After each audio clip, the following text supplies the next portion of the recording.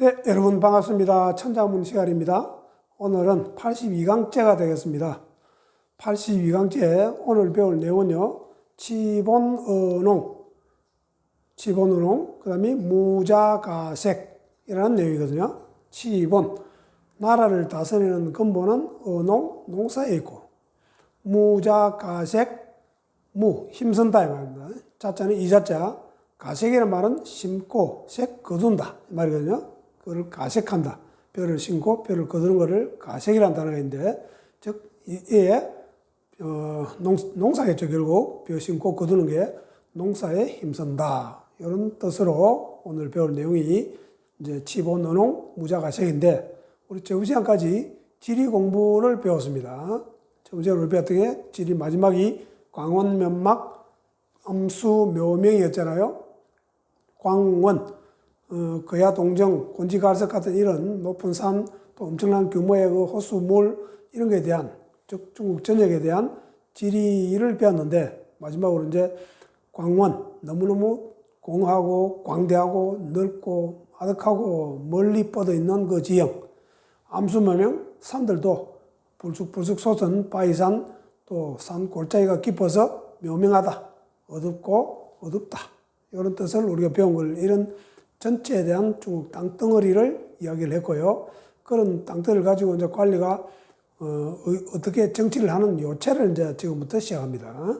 지본언농, 즉 다스릴 지자니까는 이런 땅을 가지고 다스리는 데는 본 근본으로 삼는다. 언농, 농사를 근본으로 둔다. 옛날에 뭐 농경사회니까 당연히 농사에 힘을 썼겠죠. 그래서 무자가색도 힘쓴다는 뜻이에요. 이자자, 가색에 힘쓴다. 즉 농사에 힘쓴다. 이런 뜻이 되겠습니다. 자, 오늘 이제 이 나라 다스림에 대한 이야기인데 별 어려운 이야기는 없습니다. 이제부터는 정치 이야기가 들어가요. 실제 이제 관리가 뭐를 기반으로, 무엇을 근거로, 또 무엇을 근본으로 삼아서 다스릴 건지에 대한 정치 이야기가 시작되겠습니다. 그래서 첫 번째 단어가 이제 다스릴 지자잖아요. 다스릴 지. 물수하고 오른쪽에 있는 요게 클 태자 되고, 또 우리 누대 알지게 대자에 약자도 되고, 또 기쁠 태자도 되고, 뭐 뜻이 여러 가지입니다. 이거 요거 기쁠 태.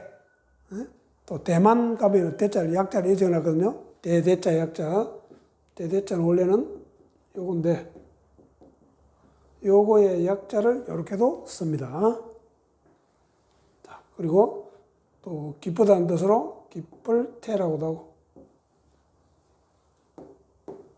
기쁠태, 그 다음에 기쁠이라고도 합니다. 기쁠이. 마음심을 붙으면 이게 기쁠이자거든요. 이게 아주 기쁜 얼굴 하면은 이안 글을 정해 이렇게 씁니다. 이게 기쁠이가 되기 때문에 마음심을 붙여서 지금 마음이 기쁘다, 기쁠이 이렇게 쓰거든요. 입구자 위에 이게 입을 벌리고 있는 모습, 입을 벌리고 웃는 모습, 그래서 기뻐한다 해가지고 기쁠태라고 한다고요. 또 별이름태라고도 하고, 별이름태. 또 모양이 또 마치 밑에 어떤 물건을 받침대 모양을 하고 있는 받침대 모양이다, 탁자 모양이다, 이렇게 여러 가지로 풀이를 하고 있습니다. 자, 그래서 다스린다는 이제 물을 잘 다스린다는 뜻이겠죠. 앞에 물수가 붙었으니까 물을 잘 다스려야 사람들이 기뻐한다 해서 오른쪽에 기쁠태가 붙어가지고 기쁠태, 기쁠이, 이자가 치자로 바뀌었다, 이렇게 보시면 되잖아요. 그래서 지. 옛날에는 아주 지금처럼 댐이 없으니까는 치수가 관건이었겠죠. 황하나 장강이 범람하고 넘치는 그 치수. 그래서 고대에 치수에 성공한 치수 사업이 얼마나 중요했습니까? 그래서 치수, 물을 잘 다스려야 거기에 주변에 살고 있는 사람들이 홍수가 안 나고 정착생활을 하면서 기뻐한다. 그래서 정치는 물 흐르듯이 또는 물길을 잘 다스려서 기쁘게 하는 것이 정치다. 이렇게도 확대 해석이 가능합니다. 자, 근본 본자는 보이시죠? 근본 본자는 우리 육서 법칙이라고 있거든요. 육서 법칙에 보면은 지사라고 있습니다. 지사. 가리킬 지자에 일사는 이때는 뜻을 이야기해요. 자, 점이나 선이나 이런 걸 넣어서 글자의 뜻을 분명하게 했다는 지사자가 있는데, 자, 나무가 있으면은 나무 뿌리를 어떻게 표시할 거냐. 그래서 여기 땅이니까 땅에 나무를 심었고 밑으로 뿌리가 난 모양. 그래서 뿌리의 제일 밑바닥 표시로 밑에 한자를 그어서 이거는 뿌리라고 하자. 이렇게 된 거예요. 그래서 뿌리본, 근본본 이렇게 되겠죠. 마찬가지로 나무가 있으면요, 위에를 짧게 해가지고 짧게 선을 그어서 아직 가지가 더 자랄 게 있다. 그래서 아직 미라고 그러죠. 이거를 아직 미, 아직 덜 자랐다 이 말입니다. 완전히 덜 자랐다.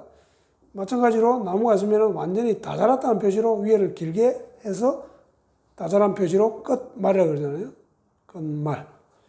이런 글자들을 따오는 지사자다 이렇게 이야기를 하거든요. 본자 밑에 줄 거놓은 거는 뿌리를 표시한 겁니다. 자, 어자 이거 지금 우리 어조사 그러는데요. 지금 어조사로 쓰이죠. 그러니까 어조사는 원래 뜻이 아니겠죠. 어자는 원래가 까마귀 울음소리 어자입니다. 상입자로 이 까마귀입니다. 까마귀 어자인데, 까마귀는 지금은 까마귀 오자를 하나 이렇게 더 만들었죠. 까마귀 오자로 쓰고, 지금 요거는 어조사로 쓰기도 하고, 감탄사로 쓰이기도 합니다. 감탄사로 쓰일 때는 오로 읽습니다. 그대로. 까마귀 오자로 그대로 읽는다고요. 까마귀 까마귀 오, 또는 까마귀 울음소리 어라고도 하고 오라고도 하고 이렇게 지금 쓰이고 있는 이 어자 자체가 까마귀 모양 또는 까마귀 울음소리 이걸 나타내는 상형자입니다. 자, 농사 농자 보겠습니다. 농사 농자 위에 있는 곡자하고 밑에는 진자하고 이렇게 합쳐진 글자인데, 농사 농자를 한 두세 가지로 이제 풀이를 한번 해보자면요. 자, 밑에 있는 요 진자는 요건 진도 되고 신도 되고 그렇죠. 원래는 이게 조개 모양입니다. 원래는 조개 신자예요. 조그마한 거는 조개가 아니고 농기구로 사용할 만한 큰 조개. 즉 철기가 발달하기 전에는 돌이나 이런 조개나 자연에서 칼이나 도구를 만들어 썼겠죠. 예, 그렇게 생각하면 됩니다. 즉 수확에 필요한 큰 조개 모양. 그래서 조개신. 지금은 조개신자는 밑에다가 또 이렇게 벌레 충자를 넣거든요. 지금 이렇게 해가지고 조개신이라고 합니다. 큰 조개신. 원래 여기에 벌레 충 없는 게 이게 조개 모양이 있거든요. 즉 이때 조개는 농기구를 이야기합니다. 농기구로 사용해도 좋을 조개회. 요거를 농기구로 해석을 하면요, 위에는 이 곡자는 밭전자하고 숯불림자하고 합쳐진 글자다 이렇게 보는 거예요. 즉 이 조개 모양의 농기구를 가지고 밭에나 숲 자란 거를 뺀다, 수확한다, 즉 농사 짓는다. 그래서 농사 농자가 됩니다. 자, 요렇게 하나 하고요. 두 번째로 요 진자를 우리는 자축, 인묘, 진 하면은 진월 그러면은 3월이 되거든요. 음력 3월, 을 우리는 3월 3진날 그러잖아요. 진월, 음력 3월이 됩니다. 음력 3월 같으면은 지금 양력으로 4월이나 5월 되잖아요. 그래서 농사의 이제 시작으로 바쁠 때입니다. 자, 농사와 관련되니까는 진월, 음력 3월. 요게 진월로 보면은 위에 있는 곡자는 이 곡자는 모양이 둥근 바구니 모양. 그래서 바구니하고 둥글게 굽어떼가지고 구불곡 이렇게 하는데, 이 곡자는 부수가 가로 와리 부수입니다. 말한다는 게 부수라고요. 그래서 이때는 정성곡자가 되겠습니다. 우리 정성을 다하는 거를 곡진하다 그러잖아요. 꼭진하다는 단어가 있습니다. 꼭진. 자, 그리고 또 우리 중용에는 치곡이라는 단어가 나오거든요. 중용책에 제23장에 보면은 치곡. 아무리 작은 것이라도 정성을 다해야 된다 하는 치곡. 이럴 때는 이게 정성을 다한다는 뜻이니까, 즉, 치본 언농, 나라를 다스릴 근본은 농사에 있다 했으니까, 음력 3월이 되면은 정성을 다해서 농사를 짓는다 해서 농사농. 이렇게 두 가지로 보시면 되겠습니다. 자, 그다음 힘쓸 무자 보겠습니다. 힘쓸 무, 왼쪽에 있는 건 요거는 창모자고요. 창모자. 오른쪽에 있는 요거는 칠복자예요. 요거는 칠복자. 손에 지금 창을 들고 있는 모양이거든요. 그 창을 자기 마음대로 쓰려 그러면은 힘이 있고 힘을 써야 되니까 원래 힘쓸 무자는 여기까지만 썼습니다. 여기 힘쓸 무자예요. 자, 이렇게 쓰다가 뜻을 밑에 힘을 써야 된다. 힘력자를 하나 더 붙여가지고 이렇게 뜻을 확실히 만드는 누정자가 되겠습니다. 원래 뜻에서 뜻을 더 확실히 분명하기 위해서 보충시킨 글자로는 누정자라 그러거든요. 누정시켰다. 한자에 우리 누정자가 많습니다. 이런 누정시킨 글자. 즉 창이나 무기를 잘 다루기 위해서 힘을 잘 써야 된다. 힘쓸 무. 자자 보시면은 위에 요렇게 해가지고 요 글자하고요. 또 끔을 현자 두 개. 요거 두 개는 다른 글자입니다. 물론 뜻은 부사어로 쓸 때는 이자, 이것도 이자 이렇게 쓰입니다. 또 끔을 현자가 두 개 있으니까는 끔을자 또는 끔을현, 끔을현으로 씁니다. 요 글자는 끔을현으로는 안 써요. 부사로 이것저것 할 때 지시대명사로 이자라고도 하고 또 불어날 자랍니다. 불어난다. 밑에 있는 한 개 있으면 작을 요, 두 개 있으면 작을 요. 즉, 뇌거치 씨를 짜가지고 잔뜩 짜서 자꾸 쌓아놓는 모양. 그래서 자꾸 불어난다 해가지고 불어날 자. 이렇게 쓰이거든요. 그래서 요 불어날 자자에 왼쪽에 우리 돌석이 들어가면 자석할 때 자자잖아요. 자석자 저게 그죠? 돌에 뭐가 자꾸 달라붙죠. 자석이 되고 또 물수가 붙으면 물이 불어나니까 이게 자양분을 준다 할 적에 불어날 자자가 됩니다. 물이 불어날 자. 그다음에 이렇게 또 밑에 마음심을 붙이면은 자비심 할 적에 자자잖아요. 사랑자. 이 사랑자자는 아가페적인 사랑, 위에서 밑으로 수직적인 사랑, 그걸 자라 그럽니다. 그래서 부처님의 자비심 할 적에도 이 자자를 쓰이죠. 그래서 위에 있는 경우는 불어날 자자로 쓰이고 밑에 끔을 현자 두 개 이렇게 쓰면은 부사로 이 자자를 쓰기도 하는데 끔을자 또는 끔을현 이렇게 쓰거든요. 정조가 죽고 1801년에 다산 정약용하고 그 바로 위에 형 정약전이 유배를 가게 되잖아요.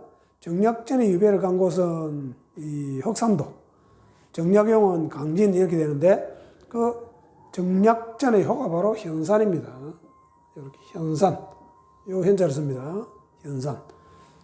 그래서 유배 간 지 한 4년 정도 만에 흑산도 주변에서 생산되는 그 해양 생물, 해양 물고기 종류 그런 거를 이 어류 도감을 만들었죠. 그거는 자산어보라 그러잖아요.